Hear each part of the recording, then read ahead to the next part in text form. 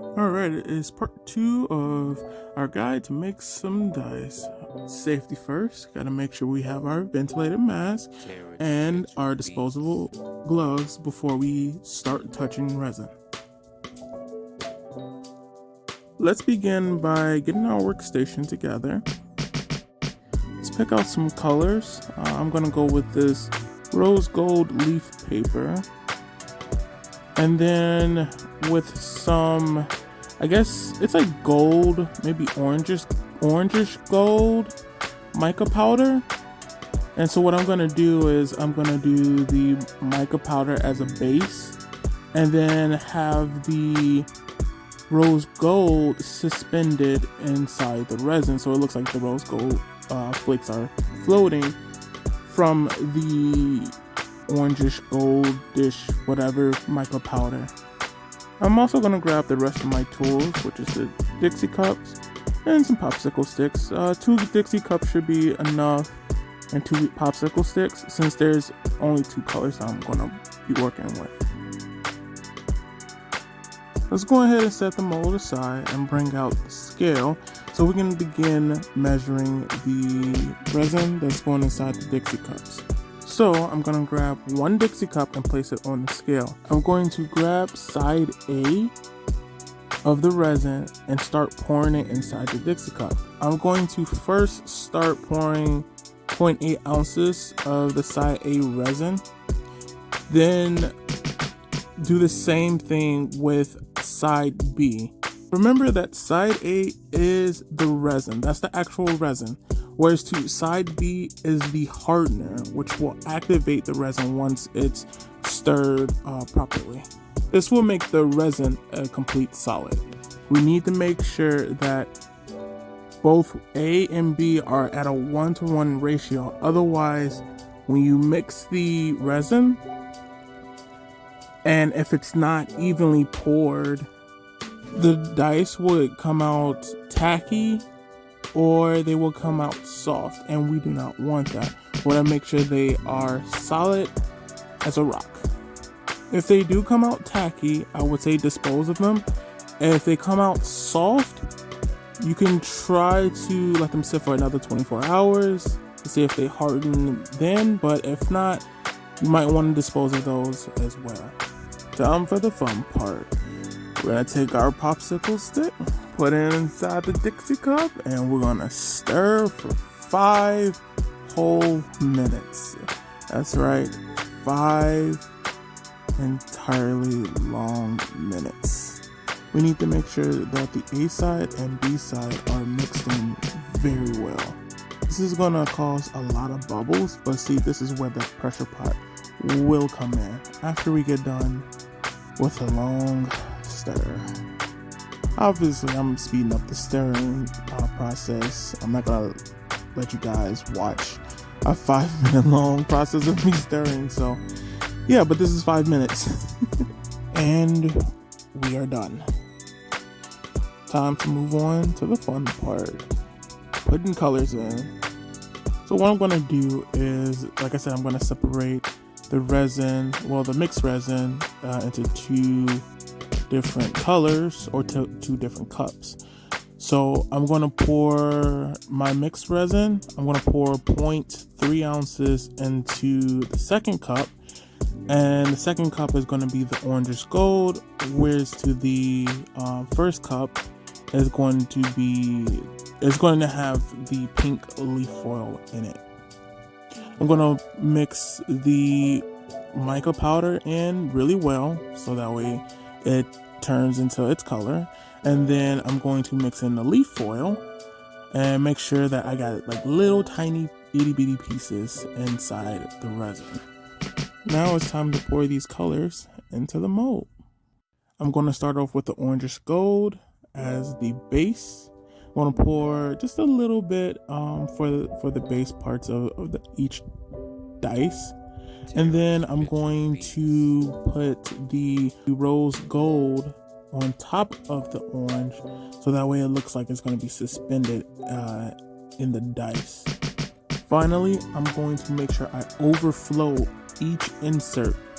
You want to make sure you have resin like overflowing on the top layer and then pour the rest of the resin on the lid on the one faces. So that way we have as much resin covering the mold as possible, the inside of the mold, obviously.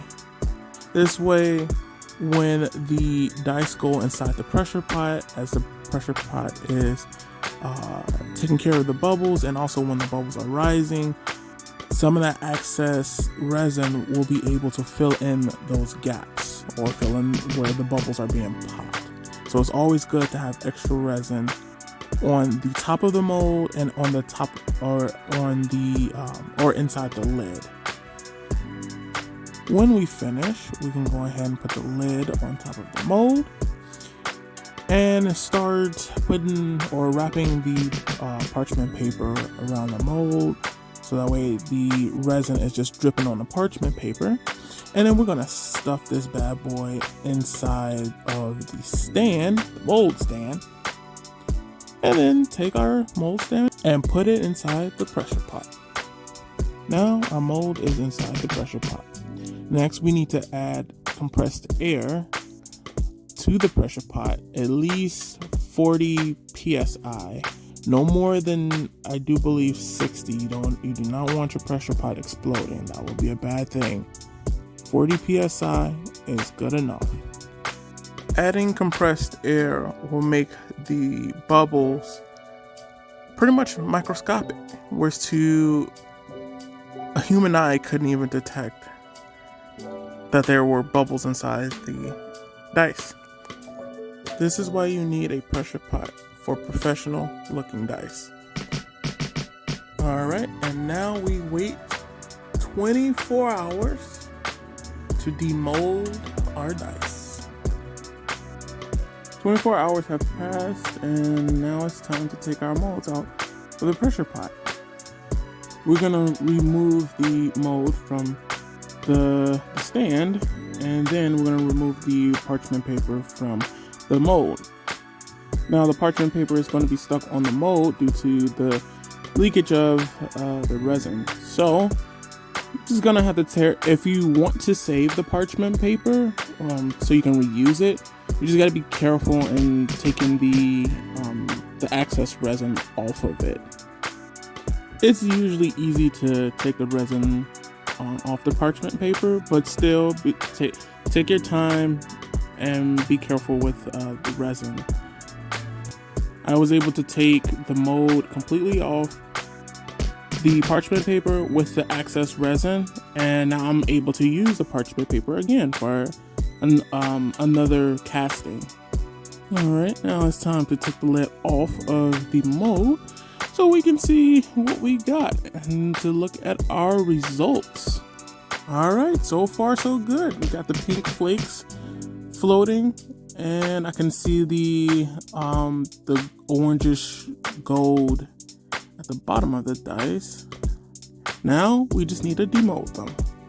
Take one hand, put it on the left side, and then the other hand goes on the opposite side and bend the mold inwards so it can crack the excess resin that's like around the mold, and also loosen up the dice that's inside the mold. Continue to do this until you know that all the dice are loose inside the mold, and until you crack enough excess resin, so that way it's easy to peel that resin off of the mold. Now all we have to do is peel the extra wet resin off, and then we can start pushing out the dice. It's different methods in pushing out the dice. You don't have to be gentle with pushing the dice out. Just try not to rip your mold. Though the molds are durable, but they're not indestructible. Let's go ahead and look over our dice to see if there's any flaws in which we may have to fix. So far I see 3 flaws. 2 on the D8 and 1 on the D4. The D8 has a raised face on the one face, which can be buffed out while sanding. And also on the D8, on the tip of the one face, it seems to be missing some resin, which may be an air pocket. Maybe got in and the resin couldn't cover it in time. So what we're gonna have to do is use UV resin in order to fix it. On the D4, the one face, there's a small little void, that little hole that you see in the right there. Yeah, there's a way in fixing that. Also using UV resin. All in all, the dice came out really good. They're starting to give me like grapefruit vibes. But now all I have to do with the rest of the dice is just snip off the extra flashing resin. And you can use hobby shears or an X-Acto knife in order to take off the excess resin. Just make sure when you're using hobby shears and X-Acto knives to not dig too far in the dice where now it's leaving a crater inside your dice, and it would make it look uneven.